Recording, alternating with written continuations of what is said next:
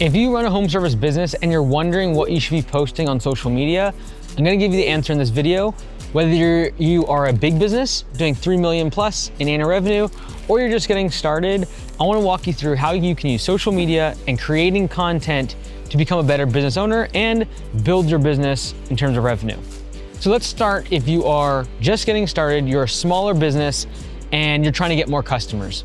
Creating content does not look like sharing your profit and loss statement and talking to business owners. No one cares in your local market about your business. They care about solving their problems and about the service that you offer. If you're a smaller business, I would recommend doing more of your services and not trying to be a content creator or a thought leader in the industry. If you're running a $200,000, $300,000, $400,000, $500,000 annual revenue business, you would be better served getting more clients and growing the business. And if your eventual goal is to create content for your industry and for other business owners inside your industry, realize you'll get a lot more attention and people will trust you more if you've built a successful business. So focus on that first. And when it comes to creating content in your local market, I want you to think about how you build trust with your customers. The same way that you would build trust in your industry by building a bigger business, I want you to build trust with your customers in your local area. How do you do that? You become the face that they trust for local news and for everything local in your area. For example, if there is a new tax bill that gets passed and this new school starts getting built, I want you to comment about it. If there's a new restaurant in town, I want you to go and support the local business and interview for 2 minutes the owner. Ultimately, you're trying to become the mayor of your city. If people in your local area start following you, not because of your lawn care content, not because of your fencing content, not because of your flooring content, your service, but they follow you because they trust you for a local news source and they look to you as a way to be able to learn more about the local community, you will become a person and a brand that people know, like, and trust. No one cares about the service that you provide until they have pain. Meaning, no one cares about getting a weed-free lawn until they have a whole bunch of weeds in their lawn. And they actually see that as a problem, and they haven't solved it already themselves. Therefore, my total addressable market, the amount of people that I can talk to in my local area is much greater if I talk about news, things in my local area. Here's a headline for you. Subway shop opens up. Okay, no one really cares. All right, Subway shop opens 2 streets down from you. Now it's got my attention. This is going to impact my life and it's local. And so the best thing you can do as a home service business is lean into the fact that you are a local business and you only service a very small area. Making content that could appeal to the broad audience of the world, like when you post something on YouTube, it can be seen in dozens of countries and 99.9% of the people watching the video will never do business with you. So why in the world would I try to talk to them? I want to talk to the people in my local area if I'm trying to get more customers for my service. And the way to talk to people in my local area is create content only for them. Most people in the world don't care, but your target market does. So I want you to be very focused whenever you make content on who are you creating the content for? Because if you're just going after views, you'll be very disappointed if you make local content. But I don't care about 99.9% of people. I would rather get 100 people that are my ideal customer profile in my market to watch my video and 5 of them become a customer, then get 10,000 views, but 9,998 of them don't live inside my service area. Be very careful about chasing metrics around views when you can't even serve the customers that are watching the video. So you might do something that's kind of like ASMR, for example, like plumbing or electrical or something that's cool, like fun to watch on TikTok. But most of the people watching that video are not inside of your target market. You can't even make money from them. So stop chasing views if you're a home service business that's trying to get more customers. If you're small, you should be focused on getting more customers. As you get bigger, what I want you to use content for is a way to refine your messaging and your communication style. I started making content as a smaller business owner and it refined the way that I communicated. I started realizing how much I said and us because I started recording it. I started realizing like, you talk with your hands a lot, cool.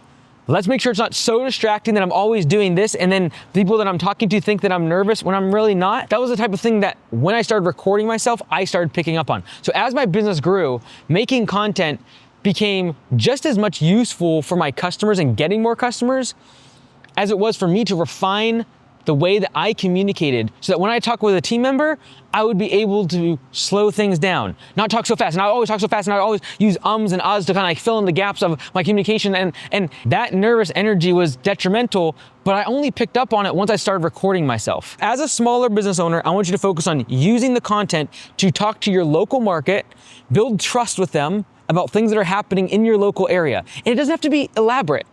You don't need to get an editor to go down to the local sub shop that just opened in your local market, review the food, and tell everyone in your local area about it. As you grow the business, I want you to think about the communication being a benefit to you and a skill to have to communicate with your team, communicate with large stakeholders, so big projects, big commercial contracts.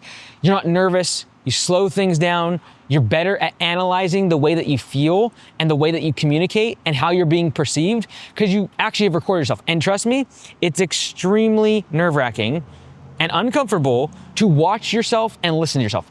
Everyone has that. You know all your quirks and idiosyncrasies, and it's probably it's like nails on a chalkboard when you have to listen to yourself talk on a camera. I understand that, but it's the only way to get better at communication. Real quick, I'm just gonna break in here. I'm on a turnaround show in a hotel, reviewing the footage of me talking next to a dumpster. Brianna, the travel trip coordinator, is right there. And I realized that one of the important parts inside the video that I talked about is just how important creating content is for your communication and the way that you communicate to your team, the way you communicate to customers.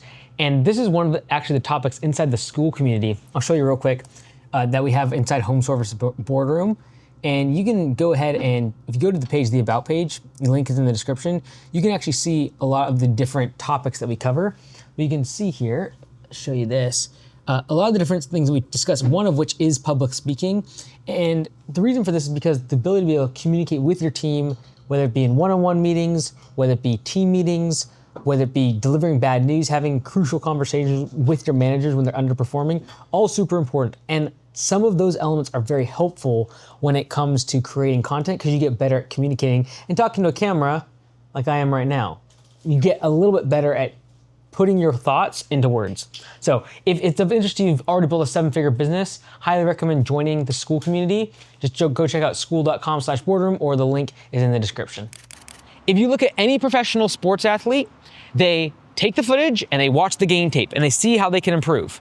Even at Command Center, when it comes to phone calls, the best way for us to train is listen to phone calls. Here's what worked, here's what didn't. We call it game day footage because it's literally, we're watching film. We're watching how did we perform and then what can we do to improve. If you want to use content as you start to grow to become a better leader, very valuable. You'll still basically keep doing what you did as a smaller business owner, and that's talking to your ideal customer profile. And that is likely people in your local area. Let's talk about, though, you start wanting to create content for your industry. You want to become a thought leader or an influencer of some sort inside your industry. How should we be treating content now? If you're a smaller business owner and you enjoy the thought of giving back to the community, helping the previous version of yourself, be able to subsidize maybe a side stream income of some coaching or some selling a course or something like that, don't fake like you're a big business owner or that you have everything put together. When I first started making content, the first 2 years of making content, hundreds of videos, was me standing inside of my tiny little apartment up against a wall, and the camera was literally this far away because that was where my cabinets were for my kitchen. It was this tiny little, it wasn't even a full kitchen. It was this tiny little nook. And I just stand against the wall with a whiteboard. And almost all those videos was me talking about things I was going through in my business as I was turning it around.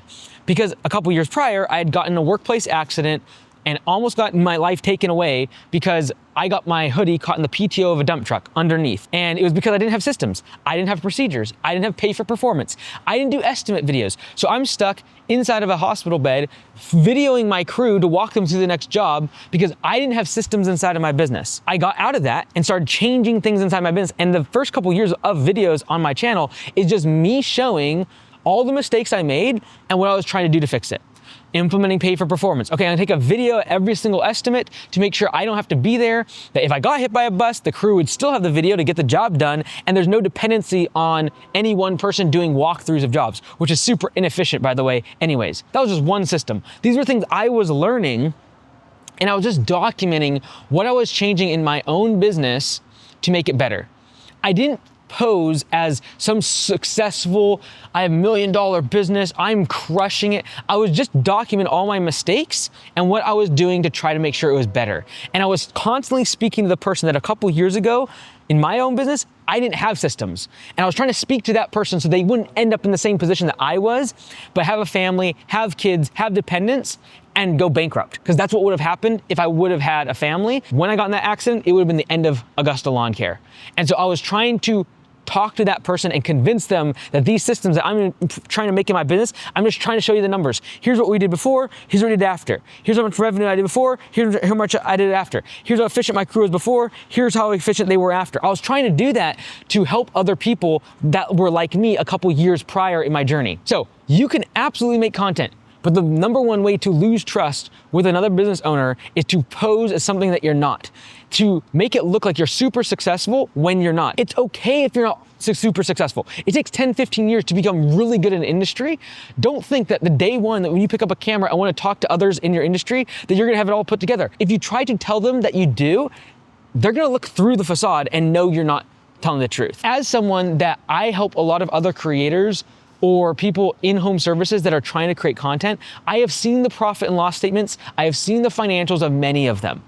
And I would never say a single one of their names, and it's done confidentially, but a lot of them, their actual business struggles. I would encourage those people to be more in the first camp, which is, here's what I'm working, here's what I'm improving, and it's okay. No one's gonna take anything away from you if you just show what you're improving in your business. You don't need to have everything put together and ironed out and perfect before you start making content. You don't. You can get all the benefits of improved communication, the ability to speak to your peers, people that are going to dissect every single word you say, every single number you say, they're going to dissect it because they're likely competing with you. Realize that when you start sharing your numbers, sharing what systems you're doing, your local competition is literally watching what you're saying and they're gonna attack you. It refines your communication. You start having to be a better communicator on camera, but keep in mind that if you're going to pose as someone who has a great successful business so you can sell your coaching or sell your course, I believe that's the wrong path. The first 2 to 3 years of me making content was not about telling you what you should do. It was about telling you all the mistakes that I was making in my business and what I was doing to change it. I believe that garnered trust with my audience so that as I became successful and started sharing numbers and growing the franchise and making more money, that I had some level of credibility to be able to say, hey, I also was just like you and was making a bunch of mistakes. I was losing money. I was working a ton of hours in the field. It almost cost me my life. And I was able to turn it around over the course of a couple years using these systems. And so don't believe that you have to pose as some super profitable, super massive, everything put together business, because every successful business owner knows that's not how business works. Every business has hardship. Every business is tough. The bigger it gets, the more complications there are. The bigger it gets, the bigger problems there are. That's what we all expect as entrepreneurs. So to pose as anything different is crazy. I have shared, even as the business begin to grow, a lot of the struggles or things that I have done poorly on, or the mistakes I have made to make sure that everyone realizes that there is no gold at the end of the rainbow. There's no time you're gonna finish a business and it's just like perfect or amazing and everything is hunky-dory. And I say this for the creators that are out there trying to make it look like they have a really profitable business, and I know they don't. I've seen their numbers. Many of them, I'm not saying every single person, but a lot of them don't have great businesses, but they pose as having everything perfect so they can sell coaching or sell a course or be able to do speaking. And I would encourage that person to just make the content of what you're improving in the business now, and you will absolutely get better coaching clients. You will have more trust. You won't have to be posing. You'll just be able to tell the truth. For the people out there that are watching those creators, be very careful to take something that's working for them and think it's gonna work for you. Because many of them make their money outside of the actual doing of the work. They have sponsors. They have people that pay them $500, $1,000 for every sign up that they might get from a piece of software or a piece of equipment, and they're getting money from the eyeballs that they have on their content. And so it is in their best interest to get more eyeballs. And to get more eyeballs and get trust, a lot of them do say certain things that if you were to implement in your business, you would not have the cash flow to be able to sustain. Like, you don't buy new stuff a lot in business. A truck If you buy it brand new, should last like 10 years. But when it comes to creators, constantly having new things to look at, new trucks, new snowblades, new mowers, new excavators, new shop space. That is the treadmill of new stuff that they need to be able to get eyeballs on their content so they can sell more sponsorships, more subscriptions, more coaching, more ebooks, etc. And I'm not against that. It is extremely hard to convince anyone to give you money online. And if you don't believe me, go try to sell a course. Go try to sell something. It's hard, very hard. So I don't take that away from them. Just realize I'm saying this for the audience that was be watching them. Be very careful to think that what they're doing, all the things that they're buying, the money that they're spending is going to work in your small business because they have another alternative, a way of making money, and they have another motive, which is get more eyeballs. And to get more eyeballs, you buy more stuff, more bad stuff happens, like stuff breaks down. You are constantly getting new equipment, you're hiring new people, you're building things that you don't really need, but it's because you're building a media business, and it's a completely different business than home services. And it's hard, it is extremely difficult to build. I'm not taking that away from them. I'm speaking to the audience that is trying to take what they're saying and implement it in your small business, and it's not working, and it's because they have other ways of making money that you don't. And so you buying that same equipment, you implementing those same systems and constantly changing things inside your business will cause havoc. So all of that to say, should you make content? If you're trying to get more customers and grow your business, make content for your local area. If you're trying to speak to the community, share what worked for you, just be honest to the current size of business that you're at. Don't try to be something that you're not.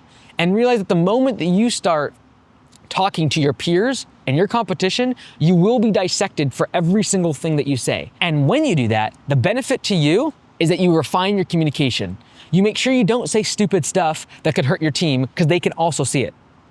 You make sure you don't say things that are going to potentially damage your brand's reputation. Even things that might get you more views, you pull it back a little bit to ensure that you protect your team, you protect your customers, and you start having to communicate like a CEO. And so I do believe it's beneficial to share what you've learned. And the way that we change the level of professionalism in the lawn care industry or any home service industry is that what you have learned and the things that have worked for you gets passed along to the next generation.